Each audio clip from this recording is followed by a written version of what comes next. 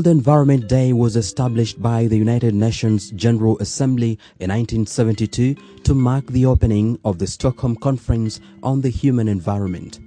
The UN Environment-led global event, the single largest celebration of the environment each year, takes place on June the 5th and is celebrated by thousands of communities worldwide. The objective is to rally positive actions towards environmental conservation. This year's theme for the World Environment Day 2017 is connecting people to nature. And the slogan is, I am with nature. And it is well selected to show the interconnectivity between the living and the non-living objects in the planet or on the planet.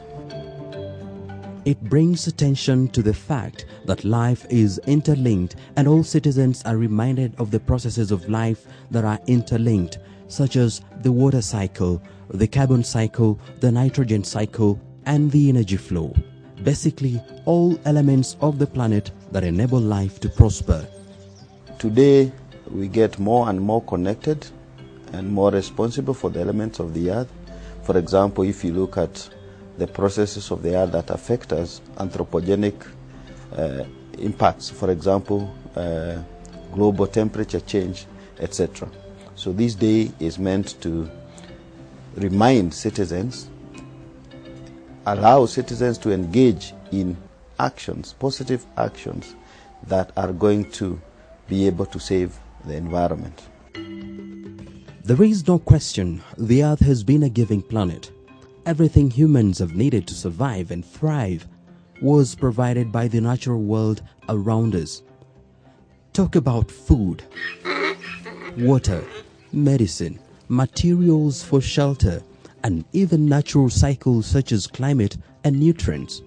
Yet, we have so disconnected ourselves from the natural world that it is easy and often convenient to forget that nature remains as giving as ever, even as it vanishes bit by bit. We fondly acknowledge the late Professor Wangari Maathai. Today, we are faced with a challenge that calls for a shift in our thinking so that humanity stops threatening its life support system. We are called to assist the earth to heal her woods, and in the process, heal our own.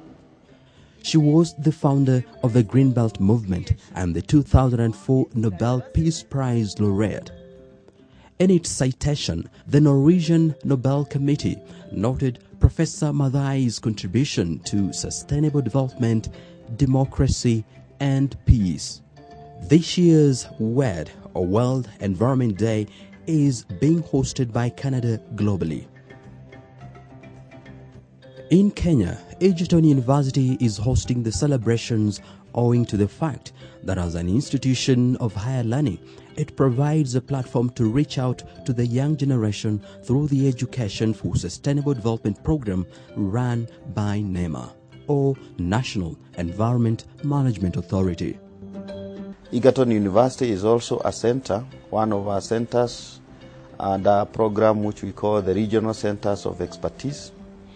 Universities and institutions of higher learning that work with NEMA to promote sustainable development through education, integrating it with the curriculum, and also reaching out to local communities.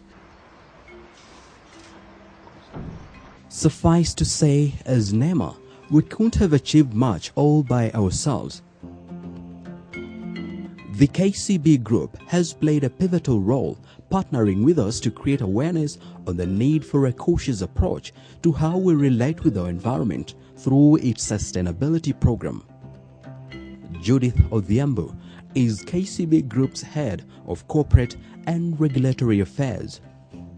Of course, for a long period of time, it was perceived that actually banks don't affect the environment directly.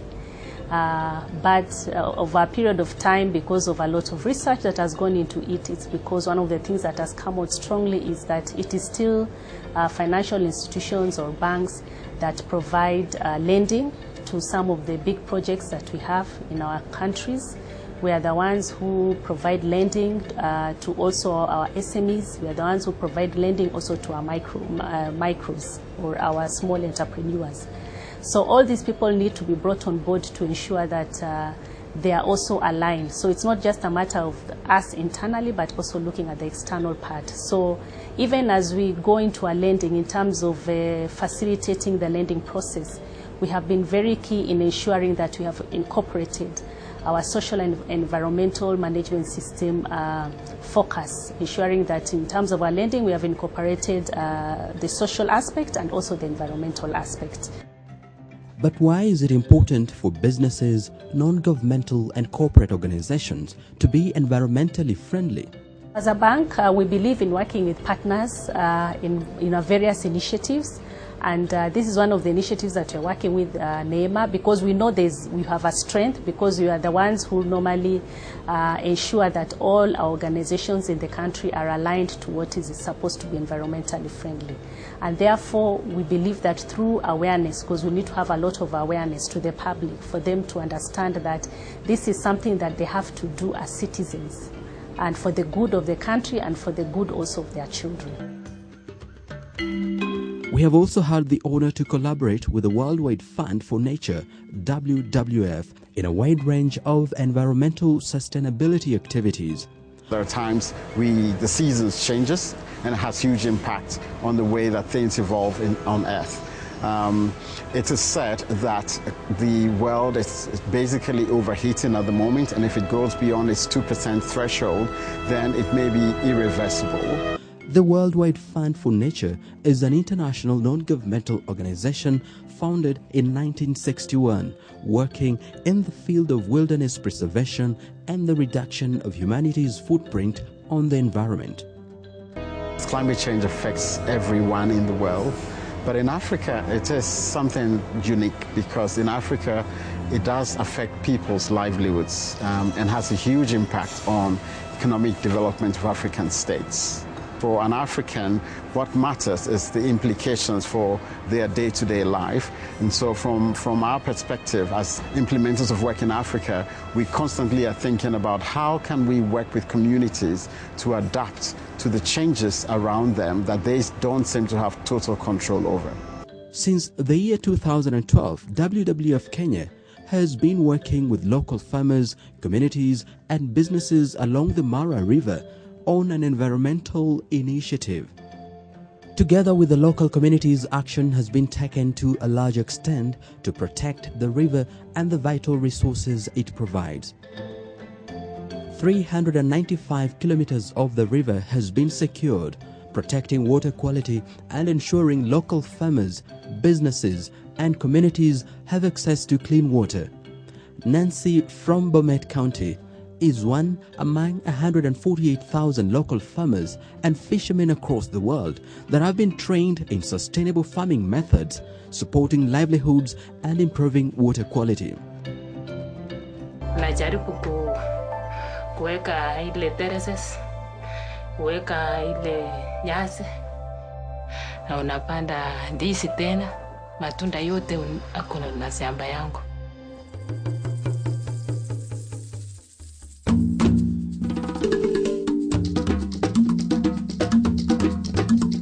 Napatia mimi nguvu na vitu yangu wako shamba, unamea mzuri na unauza na unajengea hii duka yangu na unaendelea na kazi yangu mzuri na unaona mbele iko kitu kingine unatengeneza tena. We also wish to take cognizance of the fact that as we celebrate this day in Kenya, there have been interesting developments on the gradual ban of plastic bags. Many Kenyans, as we speak today, have chosen, because of the notice, not to use plastic bags. People are buying kiondos. People are buying cloth bags when they go shopping. So it is creating more opportunities that we always had that were not there before. As we celebrate World Environment Day, we are also going to be inaugurating the phase-out plan for plastic. The Cabinet Secretary on that day will pronounce the steps that we have worked out together with all the stakeholders on how we are going to phase out plastics. And these plastics are of two categories: the carrier bags and the flat bags. Primary packaging plastic bags or those in contact with foodstuff are not captured in this ban. We are the last nation in the East African region to take this step. And in February, the East African Legislative Assembly, EALA, brought a motion to Nairobi that was postponed on this issue because Kenya at the time seemed to be dilly-dallying. Our brothers in Rwanda, Uganda, Tanzania have already taken this step.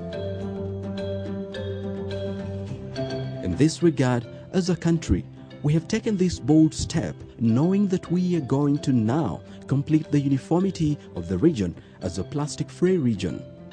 This action was preceded by deliberations amongst key stakeholders including the Ministry of Environment and Natural Resources, National Environment Management Authority NEMA, Kenya Private Sector Alliance KEPSA, Kenya Association of Manufacturers KAM, among others.